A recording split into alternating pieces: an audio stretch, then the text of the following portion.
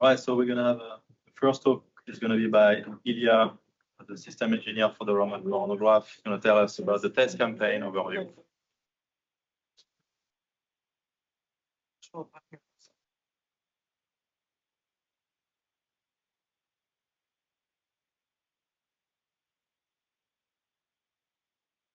Sorry? Yep. Good morning. My name is Ilya Poberezhskiy. I'm a systems engineer. I will start out by giving just a broad strokes description of the CGI testing team or testing campaign. So both Gassi and myself will speak. Gassi will talk more from the integration angle, more from the testing angle. This was the division of roles, responsibilities between our teams. And I will not get into the TVAC results. I will leave it to the subsequent talks from the team because this is really the topic for the next 2 days. Okay, I will start by an obligatory introduction into Roman and CGI, but around the room, I believe everybody here is very familiar with it, so we will not pass it. Of course, Roman is a next NASA astrophysics mission, 2.4-meter telescopes, telescope, 2 instruments, wide field instrument and coronagraph instrument managed by the Goddard Space Flight Center, and it is scheduled to be launched to L2 orbit no earlier than October 26. CGI is, and you see here a CAD, but you also see a lot of the pictures of the hardware going forward, is the first coronagraph in space to employ active wavefront sensing and control. And it's a technology demonstrator for the next major NASA astrophysics mission, which is HWO. And tomorrow there will be some talk about the feed forward to HWO. The requirement for CGI was to demonstrate the high contrast broadband imaging, but we retained the capability and the goals to demonstrate also high contrast lead spectroscopy and high contrast extended source imaging and polarimetry.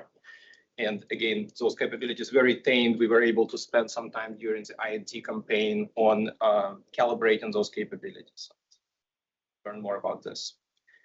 It's a technology demo class D and implemented at JPL in partnership with Goddard Industry, academia, and for international partners. So this chart is really a very high-level engineering introduction to CGI.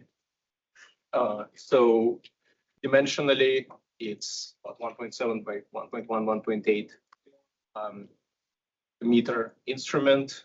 Charlie, has trained us to think of it as the size of a grand piano. So you may see this picture coming up.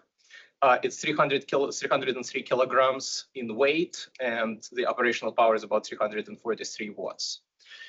It is a room temperature optical bench, which is very convenient because you align it at the same temperature as you operate it in space. So there are no shifts to consider when you think of that. In terms of wavelengths, we have 4 wavelength bands. You will hear more about it in AJ's talk, but fundamentally it's visible to near IR instrument. The primary band is 10% around 575 nanometers, and we have 3 radar bands primarily for spectroscopy and polarimetry. The field of view is 7 arcsecond unvignetted in diameter. It is much larger if you look at the detector limited field of view. In terms of point and jitter, you will hear much more in Milan's talk coming up, but just roughly, pre-corrections in the order of 10 milliarcsecond, and it's less than 1 milliarcsecond RMS per axis. We've done quite a bit better after the fast steering mirror wavefront control. You will hear that we carry a full complement, and we have tested the full set of functionalities for pupil imaging and phase retrieval. This is something that's happening here with in the room with the blinking, but I don't know if people Online is fine. online is fine. Yeah, online it's fine. It's just in the room. Just explaining. We could all dial in if we needed to. I'm just saying. Yeah. If that keeps happening, that's what we're gonna do. Yeah, we're here for that.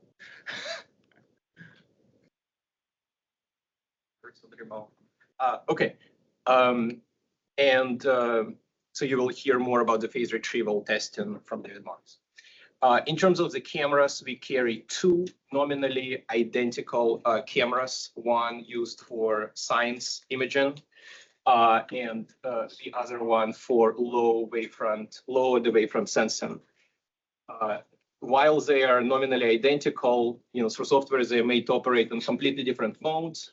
We use 1K by 1K region of the science camera. We use it with EM gain, and we use only a 50 by 50 pixel corner of the low the wavefront sensing camera readout at 1 kilohertz, so very high cadence. And Nathan Bush will explain to you all the detailed results on this. And the cameras, of course, are cold, located on the bench. They're cooled through their connection to a cryo radiator connected to the bench. We also have two 48 by 48 Zainetic deformable mirrors, and you'll hear much more about the mirrors as a key enabling hardware technology. We have 6 XY precision alignment mechanisms contributed from our partners in MPIA. So the details on the data rate, it's consistent with the data rate that was offered to us by the Roman Space Telescope. Of course, the data rate from the wide field instrument is a lot larger, so Roman is not particularly constrained in that regard. And then just to emphasize the size of the electronics, I don't know if pressing this button does that, or is it a bit unrelated? Okay. No. So yeah, It's literally that board. I'm trying to fix it as we speak. okay. So we have 49 electronic slices. There are 9 unique FPGA designs, and CGI uses the WPC card as Wildcat processor card from the Roman Space Telescope as applied computer. It has Leon for processor and RTG4 FPGA. Overall, it has more than 260,000 lines of code, including flight software, ground software, and FPGA firmware. So in terms of electronics complexity and software complexity, it is far beyond the average instrument. Just the flight software angle will be expanded on by Kylie, and you will hear about the ground in the loop, starlight suppression, HOPAS architecture from Eric. So finally, what I wanted to show, but I think you have this chart all in your head. There is a separation versus flux ratio detection capability chart that has been shown a lot in various publications by Ness and Bertrand, among others. So yeah, just we're still trying to figure out. Okay, so this chart. So this is the way we think of our top level both the capabilities and top level requirements. So just as a reminder, here you have log chart. On the x-axis is separation between angular separation between the planet and the parent star. And on the y-axis, you have the flux ratio of the reflected flux from the planet to the flux of the host star. And so going left is harder and going down is harder also. And you can see Earth as 10 parsecs as this anchoring dot in the lower left, which is where habitable world wants to go to be able to detect Earth 2.0 and a significant number of them. And here you see the curves on the upper right representing the current capabilities. Okay, so this chart, and you can hopefully you can see my cursor. I'll use the cursor then as the pointer. This chart shows essentially the language of our top level requirement. So the requirement I written is a capability to perform a 5 sigma detection in a certain angular separation range. So in our case, the requirement is for 6 to 9 lambda over d at 575 nanometers. And as you will see, demonstrated it from 3 to 20 lambda over d. And there is a time attached to it, so it should be no more than 10 hours. As you can also see, due to some programmatic changes about 4 years ago in the CGI program, the requirement that we have is a threshold requirement. It's relatively straightforward to accomplish. although nothing is easy in active coronagraphy, as you will surely see. But you'll also see that we have significantly exceeded the level of performance necessary to accomplish this threshold requirement. And the true CGI performance is much closer to these theoretical predictions that we drafted in 2021. So there's still quite a ways to go towards Earth at 10 parsecs. So there is a significant gap between CGI demonstrated capabilities and what HWO needs to accomplish. But this is a big step forward from the state of the art towards HWO. The next chart that you see is the overview of the campaign. So the first step was the optical bench alignment in parallel with electronics palette integration. You will primarily hear about this from Garcia, and this took place from 2022 through July of 2023.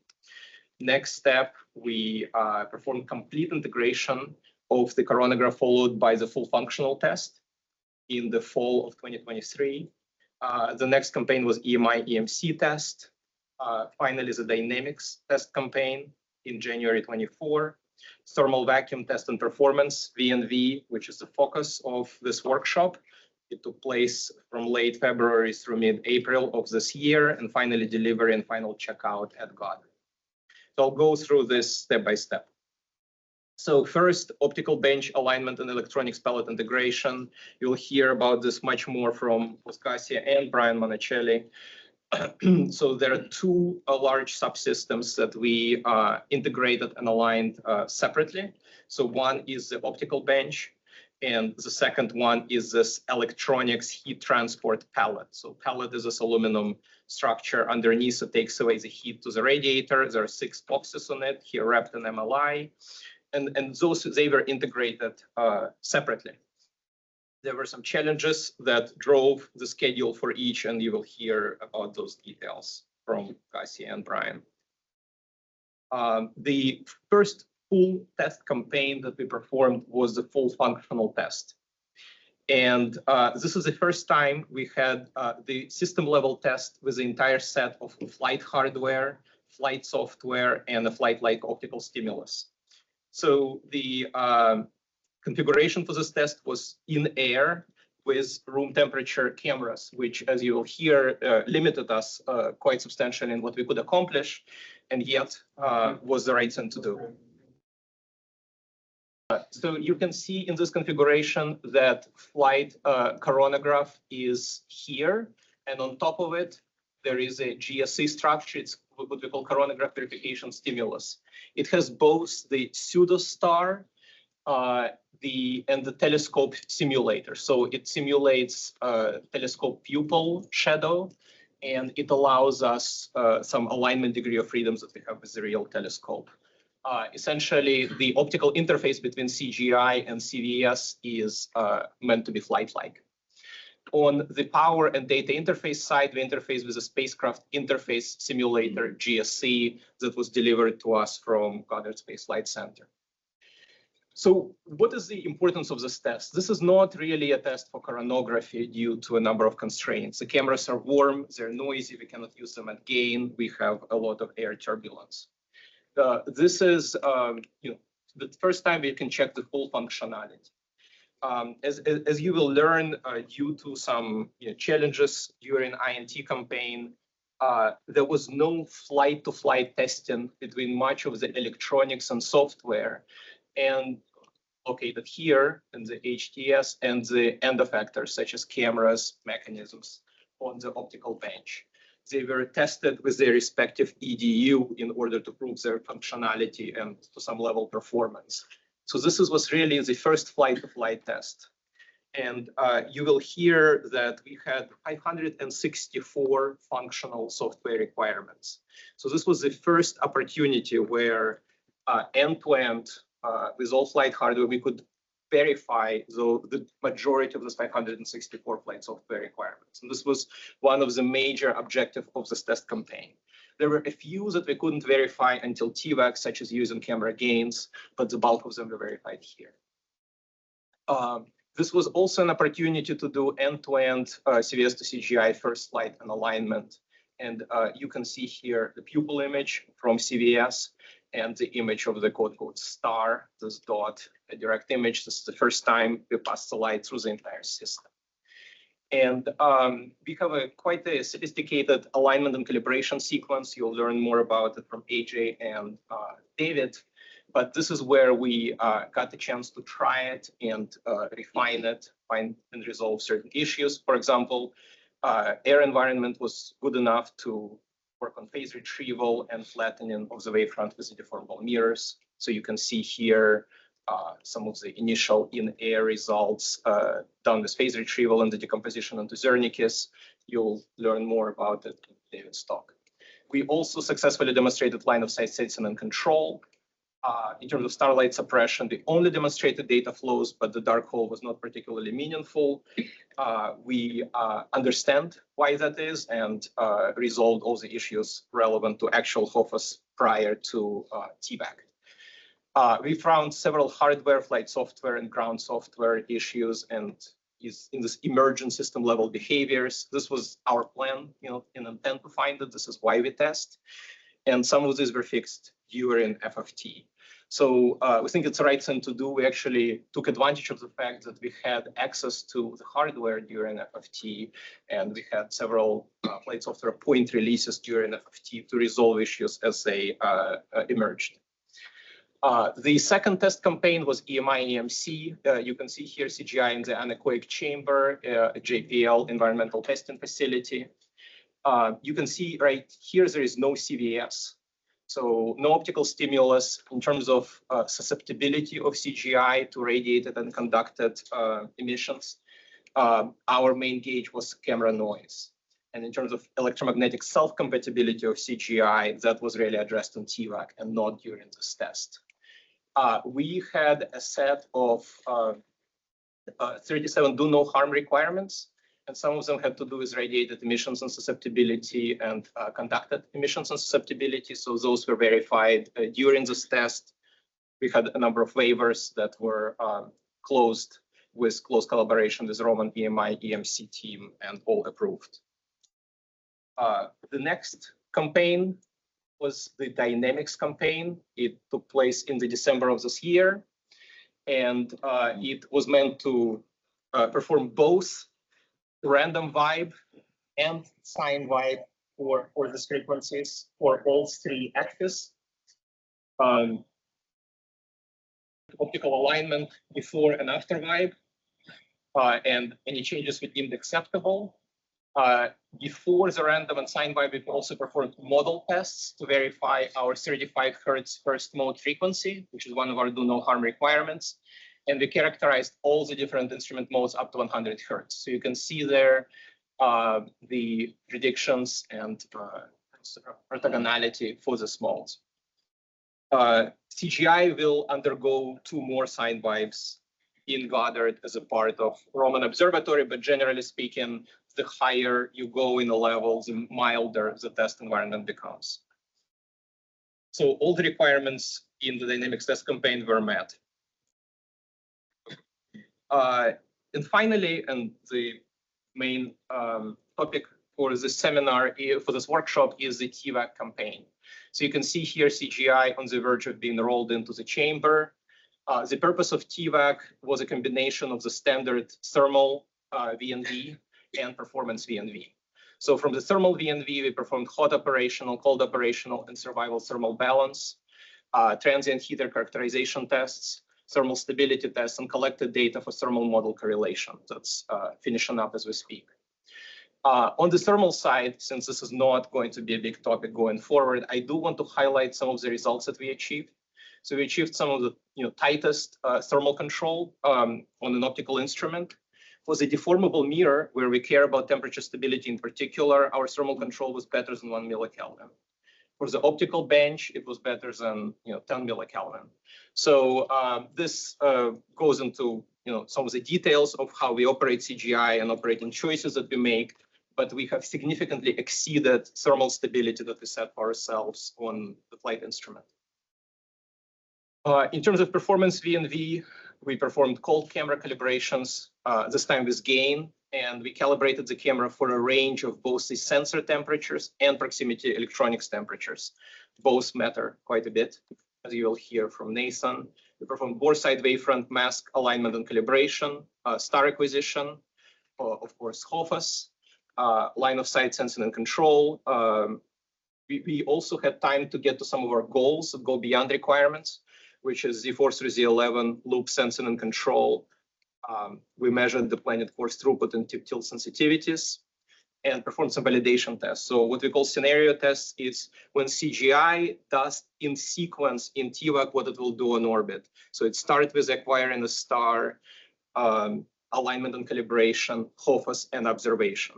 So all of this is done step by step, and that went successfully, as well as spectroscopy and polarimetry calibration as the last opportunity. So I will not, of course, go into any of these details. This is really the subject of the next 2 days.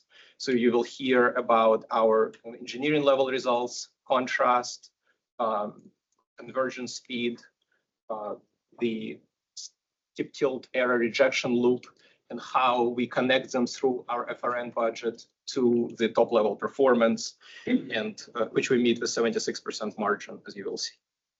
So this is a trip back to Goddard when it was delivered in May. And finally, the conclusions are that coronagraph was delivered to Goddard. It will be a part of the next 2 years of Roman ATLO, and then perform tech demo in orbit for 18 months, first 18 months of the Roman mission. Thank you.